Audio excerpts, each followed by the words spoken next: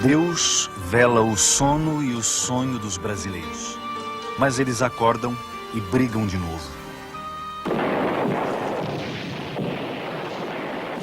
Em 1932, os brasileiros acordaram e brigaram de novo.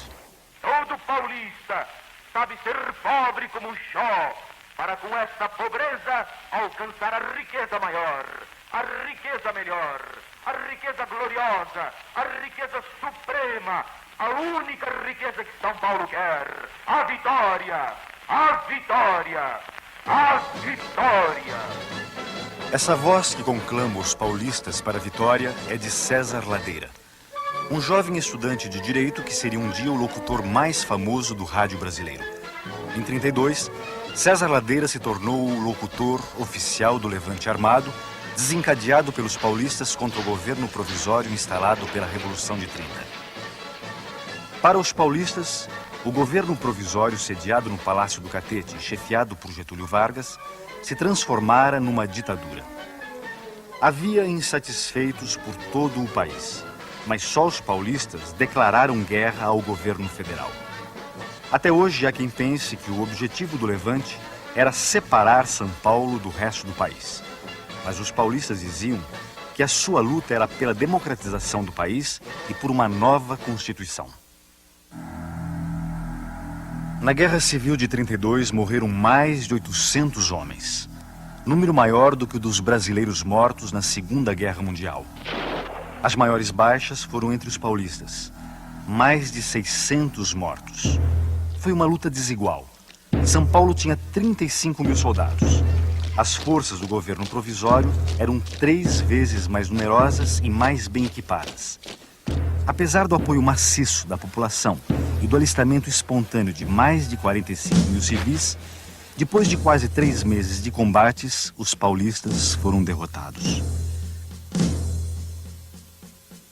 Mas muita gente ainda acredita que eles poderiam ter vencido se as tropas de Mato Grosso tivessem se unido em massa às de São Paulo e se gaúchos e mineiros tivessem aderido ao Levante. A Revolução de 32 incomoda muito por causa da reivindicação constitucionalista. E como nós vivemos numa sociedade extremamente autoritária, ainda hoje esse requisito do constitucionalismo a quente é algo que incomoda a opinião dominante na política, tanto em qualquer espectro, do centro-esquerda ou da esquerda. A esquerda devia fazer as pazes com a Revolução de 32.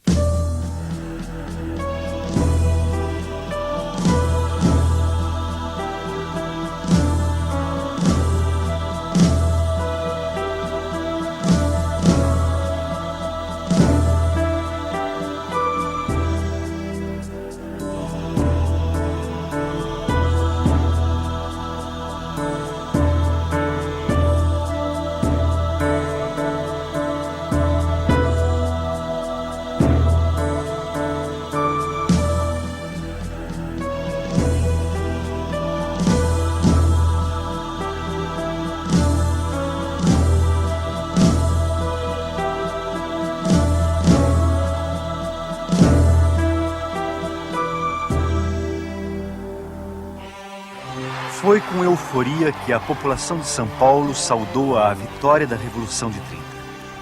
Quando a notícia da prisão do presidente Washington Luiz chegou à capital paulista, uma multidão saiu às ruas para comemorar. Em meio aos festejos, a delegacia do Cambuci foi atacada e depredada para vingar os presos torturados. A placa de identificação da delegacia foi arrancada e levada pelas ruas da cidade como um troféu da vitória. Nestas imagens, o general Miguel Costa é carregado em triunfo pelas ruas de São Paulo. Derrotado no movimento militar de 1924, Miguel Costa percorreu o país à frente da coluna que levava o seu nome e o de Luiz Carlos Prestes. Após viver no exílio em Buenos Aires, Miguel Costa aderiu à Aliança Liberal e voltou a São Paulo em 1930 como um herói vitorioso. Quando o trem da vitória, trazendo Getúlio Vargas do Sul, passou por São Paulo, foi feita a foto oficial do alto comando militar e político da Revolução de 30. Ao lado de Miguel Costa, posaram para a história o tenente-coronel Góes Monteiro e Getúlio Vargas. Na verdade, havia mais alguém sentado ao lado de Getúlio Vargas.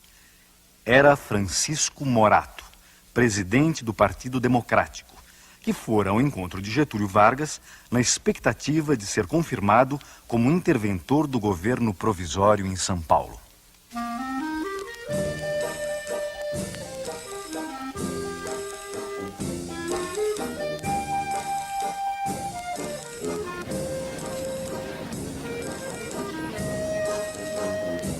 Nas eleições presidenciais de 1930, o Partido Democrático, apesar de paulista, apoiara o gaúcho Getúlio Vargas, candidato da Aliança Liberal, contra o paulista Júlio Prestes, candidato da Situação e do Partido Republicano Paulista.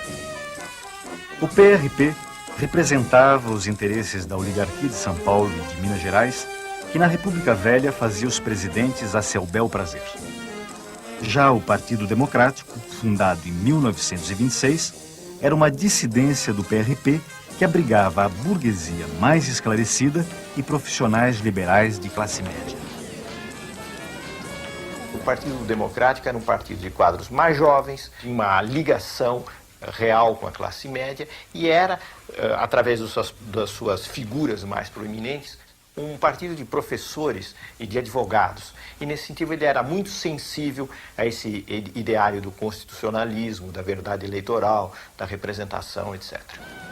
Por ter apoiado a candidatura de Getúlio, com a vitória da Revolução de 30, o Partido Democrático acreditou que havia chegado a sua hora de passar da oposição para a situação.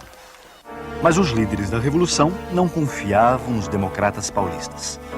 Aos olhos dos tenentes, os políticos paulistas eram todos farinha do mesmo saco. E, no fundo, só pensavam numa coisa: conquistar o poder estadual e federal. Para impedir que isso acontecesse, os tenentes reivindicaram o Palácio dos Campos Elíseos, sede do governo de São Paulo, e foram atendidos pelo governo provisório de Getúlio Vargas. O interventor não seria nem civil nem paulista, mas militar e pernambucano.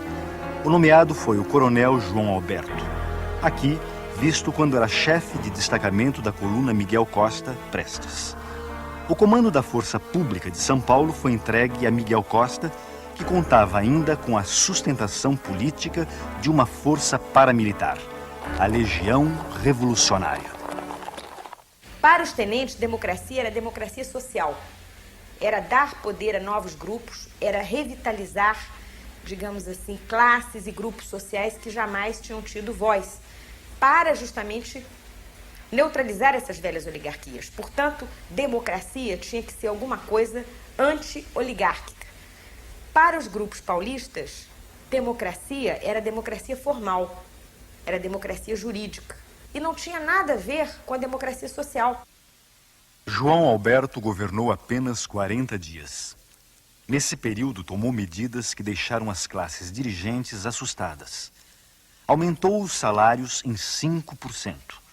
Estabeleceu a garantia de um mínimo de 40 horas semanais de trabalho e permitiu que se instalasse em São Paulo uma seção do Partido Comunista.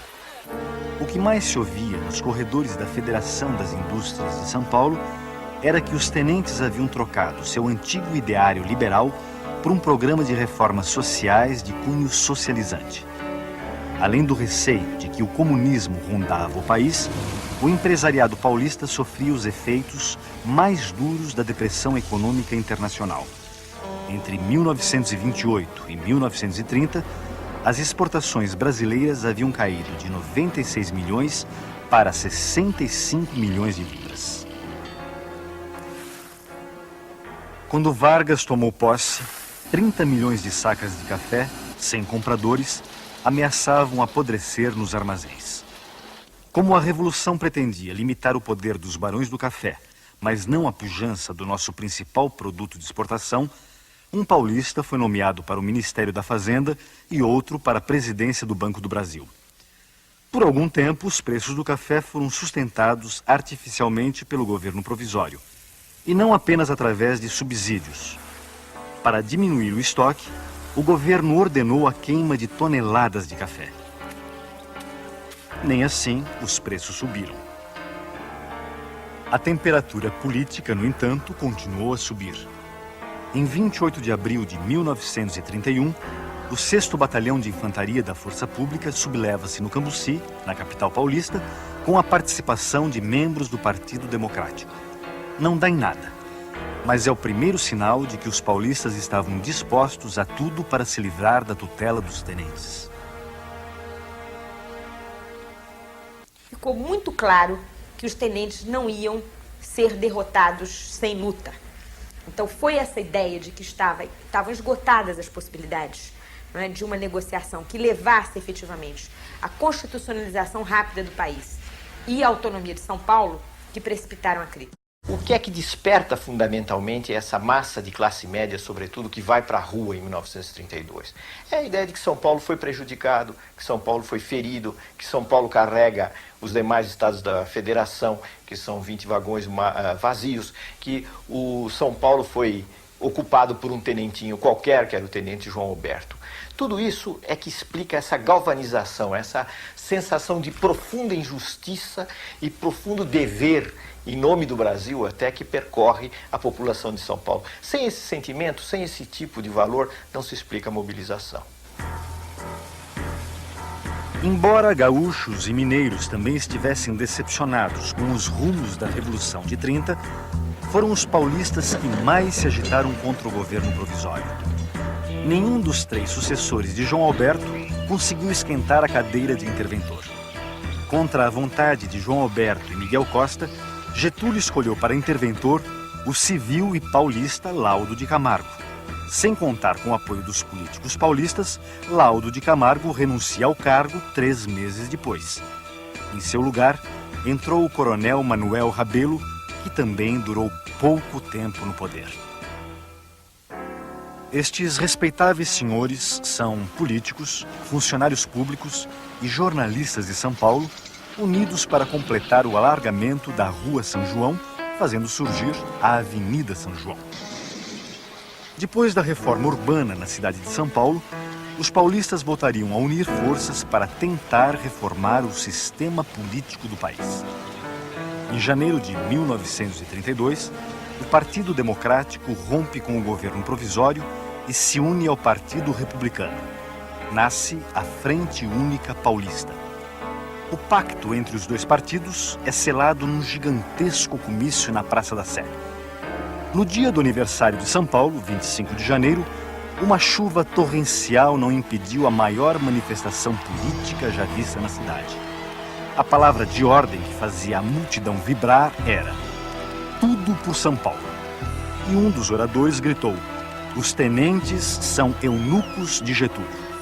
Em resposta, o jornal Diário Carioca, simpático aos ideais constitucionalistas, é empastelado no Rio por membros do Clube 3 de Outubro, principal reduto dos tenentes. Chocados com o empastelamento, os gaúchos que integravam o governo provisório, Lindolfo Collor, Batista Luzardo, João Neves da Fontoura e Mariano Cardoso, se demitem e voltam aos Pampas para conspirar. A opção por uma revolta armada em oposição a uma estratégia legalista e liberal é explicada pelo fato de que os liberais, tanto os do governo, os ministros gaúchos que se retiraram a um determinado momento, quanto os liberais de todos os outros estados, convenceram-se de que o governo provisório estava se eternizando na provisoriedade e não estava nada propenso a conceder a Constituinte. E então decidiram que a receita para 32 deveria ser a mesma de 30, isto é, o fuzil em vez do voto. Em março de 32, Getúlio nomeia novo interventor para São Paulo, que atende às 2 exigências fundamentais da Frente Única Paulista. Pedro de Toledo era civil e paulista, mas vivia fora do estado há 20 anos e não tinha ligações diretas com os políticos de São Paulo. Nessas imagens, vemos Pedro de Toledo visitando o Liceu de Artes e Ofícios quando ministro da Agricultura do presidente Hermes da Fonseca entre 1910 e 1913. Em seguida, Pedro de Toledo viveria fora do Brasil como embaixador durante 10 anos. Quando nomeado interventor em São Paulo, em março de 32, Pedro de Toledo formou um secretariado em que predominavam membros da Legião Revolucionária. Miguel Costa continuou à frente da força pública. Para desgosto dos tenentes, o novo interventor estabeleceu contatos com a Frente Única Paulista, que, àquela altura, decidira pegar em armas se Getúlio exonerasse Toledo ou afastasse Bertoldo Klinger do comando militar de Mato Grosso. Em caso de guerra, o apoio de Klinger seria fundamental para os paulistas. O formato armado era alguma coisa que não incomodava as reivindicações liberais. 32 pertence a essa larga sequência e vários dos personagens que atuaram em 30 vão atuar em 32. Esse recurso à violência armada é uma característica presente em toda a história republicana, desde a própria instalação da República. Para enfraquecer a aliança formada pela Frente Única Paulista com forças militares e civis de outros estados, Getúlio Vargas promete uma Constituição e eleições para maio de 1933. Mas os paulistas já não confiavam mais nas promessas de Getúlio.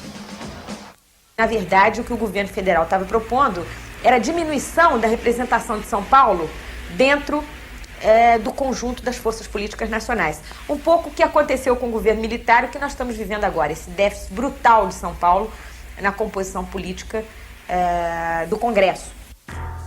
Em 22 de maio de 1932, o ministro da Fazenda do governo provisório, Oswaldo Aranha, chega a São Paulo para tentar um acordo entre a Frente Única e os tenentes. Recebido com vaias e xingamentos, o emissário de Getúlio fracassa em sua missão e volta ao Palácio do Catete de mãos abanando. No mesmo dia em que Oswaldo Aranha chegou a São Paulo, é convocado um comício na Praça do Patriarca. Um panfleto é distribuído protestando contra a interferência indevida no sagrado direito do povo paulista escolher os seus governantes. No dia seguinte, novo comício. Desta vez convocado pelos estudantes da Faculdade de Direito. O comércio fecha suas portas e as ruas da cidade são tomadas de assalto por uma onda de agitações. Segundo uma testemunha, naquele dia, as salvas que se ouviam não eram de bombas juninas. Muitas moças sacavam revólveres da bolsa e atiravam para o alto. Enquanto prosseguem os discursos na Praça do Patriarca, uma multidão chega aos Campos Elíseos, onde Francisco Morato anuncia o novo secretariado do interventor Pedro de Toledo, formado apenas por representantes autênticos de São Paulo.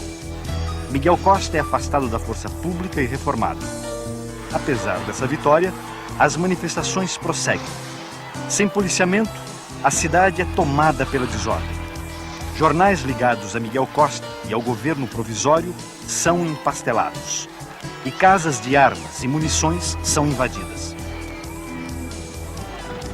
Um grupo armado segue em direção à sede da Legião Revolucionária na Rua Barão de Itapetininga. O prédio é atacado e os legionários respondem ao fogo com tiros de fuzil e metralhadora. Já era madrugada quando os legionários afinal se renderam. Do conflito resultam pelo menos 5 mortos. Entre eles estão Mário Martins, Euclides Miragaia, Drauzio de Souza e Antônio Camargo. São os primeiros mártires da Guerra Civil prestes a eclodir. Com as iniciais de seus nomes, MMDC, é batizada uma sociedade secreta criada para arregimentar combatentes civis e apoiar o levante armado. 23 de maio é o dia em que essas forças que acabaram concretizando a Revolução de 32 extinguiram o seu inimigo interno, que era a Legião e Miguel Costa. E em 9 de julho eles avançam contra o inimigo externo, que era a chamada ditadura. Se a guerra viesse, os paulistas contavam com a adesão do Rio Grande do Sul, Minas e Mato Grosso. As tropas de Mato Grosso enfrentavam dificuldades quando o seu comandante, general Bertoldo Klinger, acendeu o estupim com uma carta contra o novo ministro da Guerra de Getúlio. Destituído do comando, Klinger seguiu para São Paulo com alguns oficiais, mas sem os 6.000 soldados e as dezenas de canhões que havia prometido. Já era tarde para São Paulo recuar. A princípio marcada para o dia do aniversário da Revolução Francesa, 14 de julho, o levante paulista estoura no dia 9. Eu caracterizaria o movimento paulista, um pouco esquematicamente, como sendo um movimento federalista, civilista, liberal e socialmente conservador, contra o governo central, que naquele momento se caracterizava por ser centralizador, por ser autoritário, por ser dominado por militares e por ser socialmente reformista. Eu creio que assustava um pouco, não só as elites paulistas, mas as elites de todos os estados, o lado reformista do tenentismo. Até quando ia ao cinema, em julho de 32, o paulistano respirava um clima de insegurança e terror.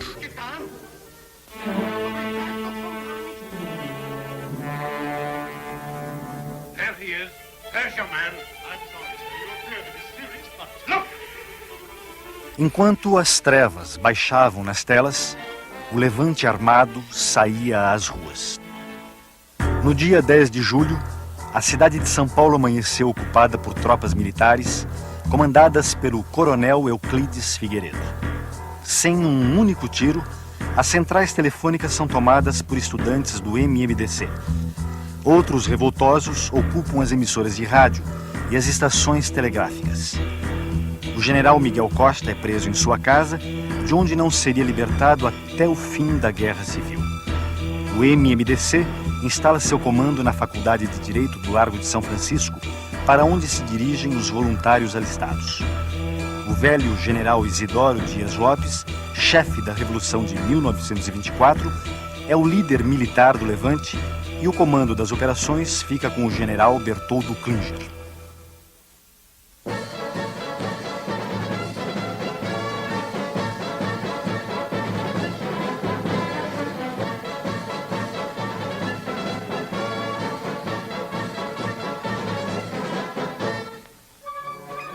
Inteirado do levante, Getúlio telefona para o interventor Pedro de Toledo. Este revela ao chefe do governo provisório a sua disposição de ficar ao lado dos paulistas. Depois de renunciar ao título de interventor, Pedro de Toledo é aclamado em praça pública presidente de São Paulo. Face à adesão de Pedro de Toledo aos paulistas, Getúlio teria dito: "Eu ressuscitei essa múmia para isto." Foi o que São Paulo fez, consciente de suas responsabilidades na ação e no pensamento brasileiro, não para separar-se, e sim para reavivar todo o organismo nacional. Obra paulista, certamente, mas profundamente brasileira. Mais do que nunca, tem São Paulo os olhos fixos na grandeza do Brasil. O movimento em marcha constitucionalista busca o império da lei, procura a ordem jurídica, única garantia dos interesses sociais e individuais. Quanto à participação de separatistas no movimento 32, houve, mas foi pequeniníssima. Eu diria que os separatistas não formariam um grupo de combate que é de 13 elementos. Foi mínima. Os outros estados do Brasil, que ficaram contra a Revolução de São Paulo, exageraram um pouco esse separatismo. Apresentaram São Paulo, a União, aos outros estados como se fosse um mau irmão, como um irmão que se queria separar. Não é verdade. O movimento de São Paulo não foi um movimento separatista, de maneira nenhuma. Pelo contrário, era um movimento dirigido por homens que tinham um grande sentimento do que se chamava antigamente civismo. A ideia do separatismo foi utilizada pelo governo provisório, pelo governo de Getúlio, para apresentar a Revolução de 1932 como uma revolução antipatriótica, de um grupo de gente que queria voltar ao passado e, pior do que isso, queria desmembrar o país.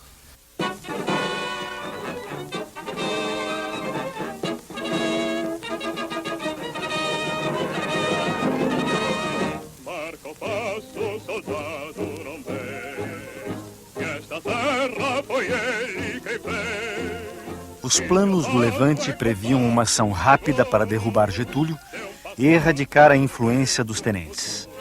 Ninguém pensava numa guerra prolongada. Mas a Guerra Civil durou quase 3 meses e mobilizou um total de 150 mil homens. Nunca houve no Brasil, neste século, um conflito armado dessa dimensão. O exército paulista, formado por militares, soldados da força pública e voluntários civis, registrou 35 mil homens em suas fileiras. Como não houvesse fuzis nem munição para todos, metalúrgicas e fundições são adaptadas para a produção de balas, armamentos e capacetes. O esforço de guerra mobiliza as mulheres para fazerem uniformes e outros serviços.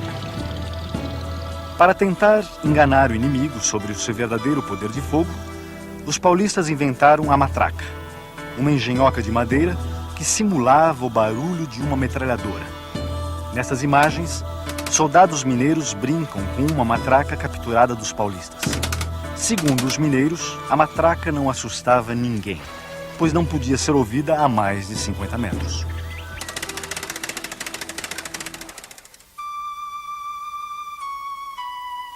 Além de mal armados, muitos batalhões do exército paulista não tiveram treinamento militar suficiente.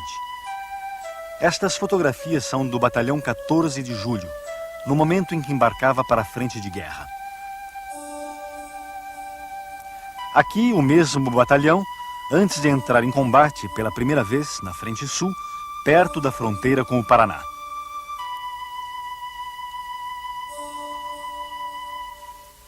Depois de 2 dias de combates, eles bateram em retirada, deixando para trás 11 mortos e 45 prisioneiros. Foi a primeira de uma série de vitórias das tropas federais, comandadas pelo general Valdomiro Lima, que seria, depois da guerra, um novo interventor em São Paulo. Sem a adesão do Rio Grande do Sul e de Minas, não há possibilidade de vitória militar para São Paulo. Quando o general Flores da Cunha, interventor no Rio Grande do Sul, e Olegário Maciel, interventor em Minas Gerais, mobilizam suas forças contra São Paulo, a sorte do levante é selada. Com uma vitória dessa natureza contra o governo central, São Paulo teria, o poder de São Paulo seria incontestado, quase incontestável. O receio deste predomínio excessivo, eu creio que foi o grande freio usado com astúcia pelo governo central para convencer Minas e Rio Grande do Sul a não apoiarem a revolta. Cercados em várias frentes e em retaguardas não previstas, os paulistas lutaram praticamente sozinhos até o fim. Com poucos soldados, ocuparam um ponto estratégico. Este túnel ferroviário, a 1.800 metros de altitude na Serra da Mantiqueira, na fronteira com Minas Gerais. Por aqui deveriam chegar reforços mineiros, mas as tropas de Minas já chegaram atirando. A luta no túnel durou 2 meses. Apesar dos árduos combates, ainda sobrou tempo para os mineiros encenarem um ataque aéreo dos paulistas.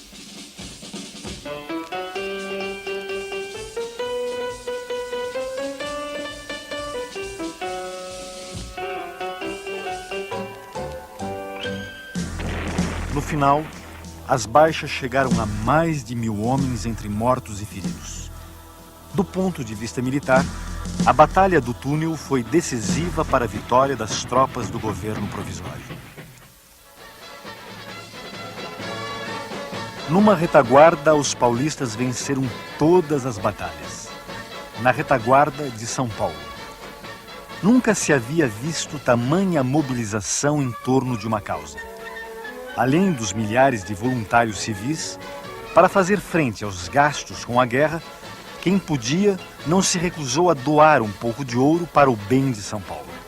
Neste caso, nós tivemos uma explosão geral das classes dominadas sob a liderança das classes dominantes. E a Revolução de 32, a meu ver, marca o último momento em que as classes dominantes conseguiram incorporar as classes dominadas ao seu projeto político, como se o povo fosse um só bloco. A estratégia militar, uma prolongada guerra de trincheira e alguns armamentos usados fizeram a Guerra Civil de 32 parecer uma reedição da Primeira Guerra Mundial. Mas seu índice de modernidade pode ser atestado através do papel decisivo que nela tiveram o rádio, a aviação, a indústria gráfica e a fotografia. Impossível dissociar a Guerra de 32 da nascente cultura de massa no Brasil. Sua memória está hoje guardada em centenas de fotos, cartões postais, cartazes e panfletos.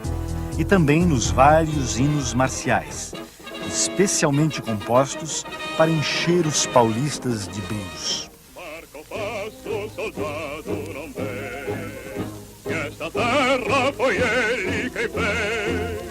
E seu passo é compasso seguro, de um passado, um presente, um futuro. É soldado que grande tu és. Eu creio realmente que a ideia da Constituição era uma ideia muito abstrata, mas a ideia da autonomia e o sentimento regionalista não eram nada abstratos. Os medos do comunismo também não eram nada abstrato. O grande tribuno da Revolução, o Ibrahim Nobre, apresentou 32 como a luta de Jesus contra Lenin. Esse foi um dos grandes elementos da manipulação. Assim que tomou conhecimento do bombardeio das cidades paulistas pelos aviões do governo provisório, Santos Dumont encaminhou à imprensa o seu protesto. Amargurado com a utilização do seu invento como arma de guerra, o pai da aviação se suicidou no Guarujá, no dia 23 de julho. Nem todos acreditam que o suicídio tenha relação com a Guerra Civil de 32. De todo modo, sua morte em nada alterou o ritmo da guerra. Depois de um batalhar sem tréguas, em que foram atiradas contra nós as forças armadas de todo o país, teve a ditadura de se convencer de que elas não bastavam para nos abater e humilhar. Improvisamos rapidamente todos os nossos meios de defesa e resistimos ao monstro, apoiados nas colunas de aço da opinião pública, impossível ser vencida pelo canhão ou pela espada. Apesar do otimismo dos discursos, desde cedo ficou claro que as tropas de São Paulo não poderiam conter o avanço das forças do governo provisório. No dia 12 de agosto, o comandante das forças militares de São Paulo, Bertoldo Klinger, daria o primeiro passo com vistas a um armistício. Mas as condições humilhantes impostas por Getúlio fazem o general desistir da proposta. A guerra prossegue por mais de um mês, até que, a 29 de setembro, Bertoldo Klinger tenta novamente um armistício honroso. Tudo indica que desta vez será diferente. Mas não foi. O protocolo de exigências entregue pelo general Góes Monteiro é considerado desonroso e os planos de paz voltam à estaca zero. Por algum tempo, os soldados mineiros continuaram podendo fazer pequenas encenações para a câmera.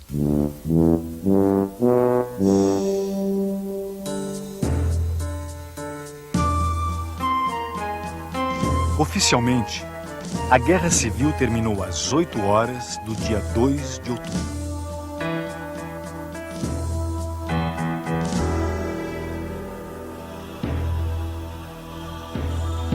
Às 3h30 da tarde, os oficiais da Força Pública de São Paulo comunicaram a Pedro de Toledo, no Palácio Campos Elíseos, a deposição do governo paulista.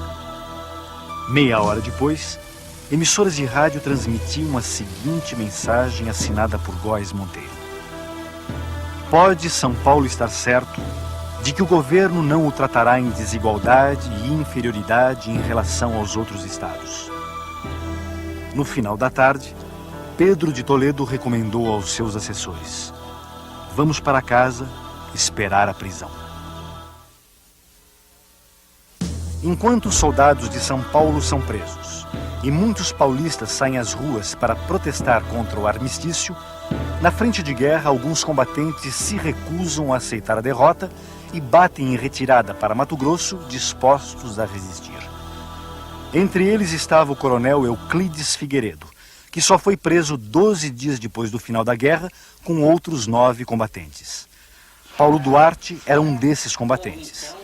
Neste pequeno depoimento, ele faz um balanço sobre o movimento de 32. Toda a nossa luta, ela foi integralmente no sentido de repor os princípios de 1930. Quer dizer, a fraude eleitoral não podia se repetir mais. O peculato não podia se repetir mais. O chamado coronelismo estava acabado para nós. Certamente 32 não significa o retrocesso, porque 32 só significa o retrocesso se você acreditar piamente que 1930 significa o progresso. 1930 não significa só o progresso, significa também o prenúncio do autoritarismo de 37. O governo provisório alegou que a Revolução de 1932 foi um movimento antidemocrático e contra o progresso. Eu creio que isso é uma simplificação. Vistas as coisas de hoje, eu diria que do ponto de vista da ideologia liberal das classes dominantes foi um progresso. E um progresso que beneficiou o país, porque fez o país entrar numa fase legal com a Constituição de 1934. Agora, ameaçou ser um movimento de regresso do ponto de vista sociológico, porque o Estado brasileiro, que era um Estado mais forte, estava se preparando, já tinha começado a fazer uma legislação social e a tomar medidas que atendiam aos interesses das classes dominadas. E isso a Revolução de 32, se fosse vitoriosa, poderia ter comprometido. Do ponto de vista político, inegavelmente a Revolução de 1932 precisa ser tomada a sério, ou pelo menos até certo ponto a sério. Isto é, ela queria promover uma reconstitucionalização do país e isso, como nós sabemos hoje, é extremamente importante. Queria dar voz à população. Certamente o que se entendia por população, o que a elite paulista entendia por população, não era exatamente a grande massa da população. Então, há um corte democrático, liberal e elitista na Revolução de 1932. Mas não há dúvida nenhuma que nós oscilamos entre uma democracia representativa limitada e o populismo. As escolhas ficam aí abertas para quem quiser fazê-las. No final de outubro de 32, depois de um tempo na prisão, os principais líderes do levante armado partem para o exílio. São 25 militares e 41 civis. Entre eles estavam Casper Líbero, Prudente de Moraes Neto, Júlio Mesquita Filho e Austrégésilo de Ataíde. Alguns dos líderes do levante de 32 partiram para o desterro a bordo de um navio ironicamente chamado Siqueira Campos, em homenagem ao herói tenentista. Outra ironia. Os paulistas exilados em Portugal não votariam nem poderiam ser votados nas eleições de 1933 para a Assembleia Nacional Constituinte, pela qual tanto haviam lutado. Os partidos paulistas, derrotados em 32, estariam presentes quando Getúlio tomou posse como presidente da República em 1934, depois de promulgada a Constituição, em nome da qual São Paulo se levantara em armas. Apesar da derrota militar, os paulistas achavam que o fundamental havia sido alcançado. Na visão dos derrotados, a guerra civil não fora em vão. Prometo manter e cumprir com lealdade a Constituição Federal, promover o bem geral do Brasil, observar as suas leis, sustentar-lhe a união, a integridade e a independência. Getúlio Vargas marcou um tento importante perante a classe dominante, a elite de São Paulo, mostrando que realmente o caminho do enfrentamento com o governo federal, o enfrentamento aberto, era impossível. Era preciso conciliar com o governo federal. Os paulistas naquele tempo ficaram muito susceptibilizados com a derrota e criaram algumas frases assim lapidares. Uma delas foi essa: São Paulo não esquece, não transige e não perdoa. Esse estado de espírito perdurou muito tempo na população em São Paulo, na vida cotidiana. Mas na ação política não foi verdade. Porque logo depois da Revolução houve um congressamento das elites paulistas com o governo federal através da interventoria de Armando de Salles Oliveira.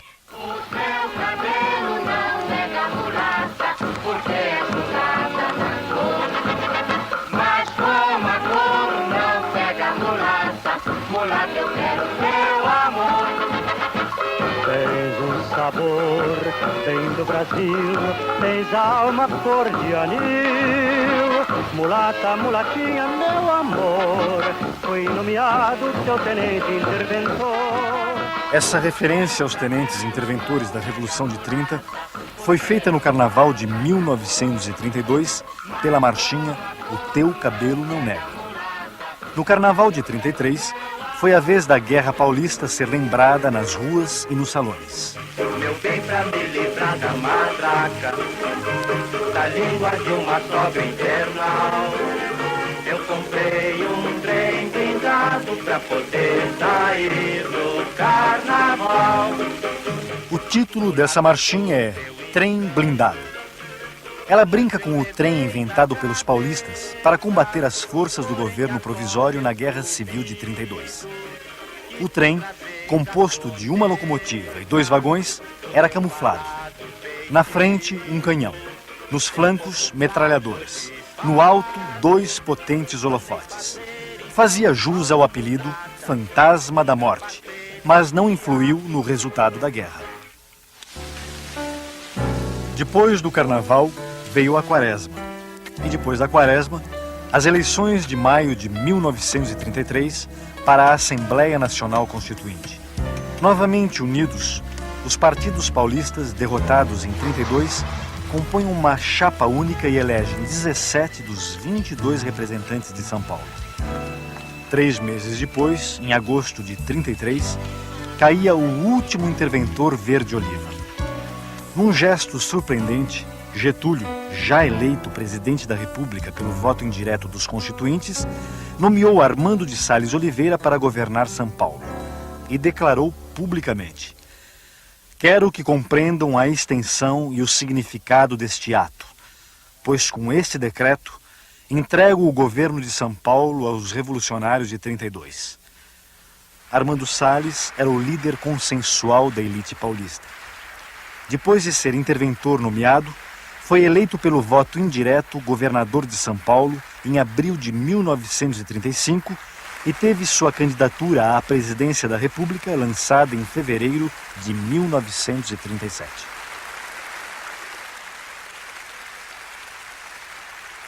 A nossa campanha está aberta e as suas perspectivas são tais que os próprios cegos as veem.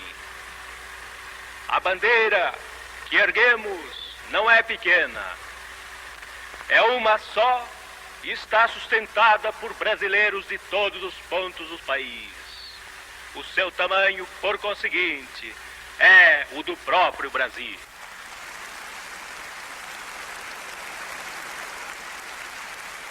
Essa bandeira jamais se depravaria, tingindo-se de uma só cor, no banho de fórmulas estrangeiras, que serão salvadoras em outras terras, mas que nós não aceitamos.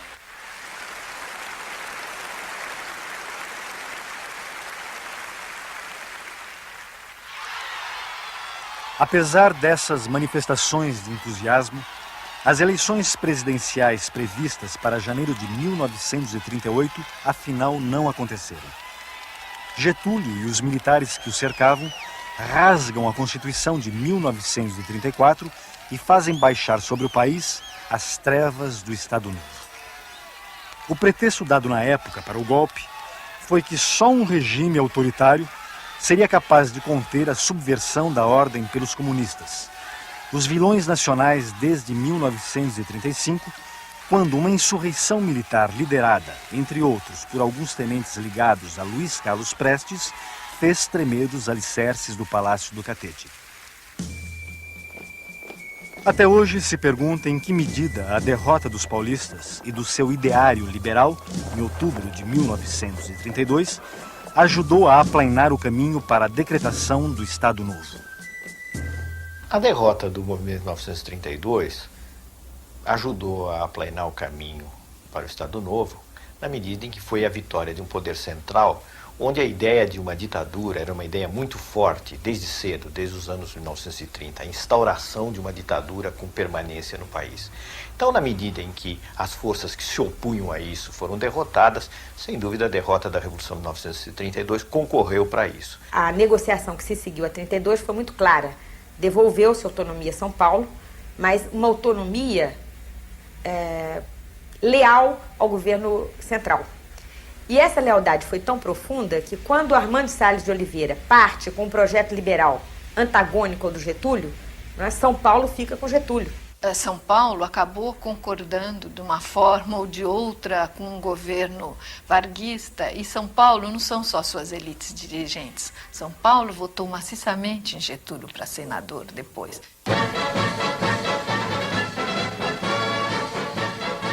A mocidade, que desde o primeiro instante da campanha, a ela se atirou de corpo e alma, obedeceu ao mandamento irresistível da sua dignidade e do seu civismo.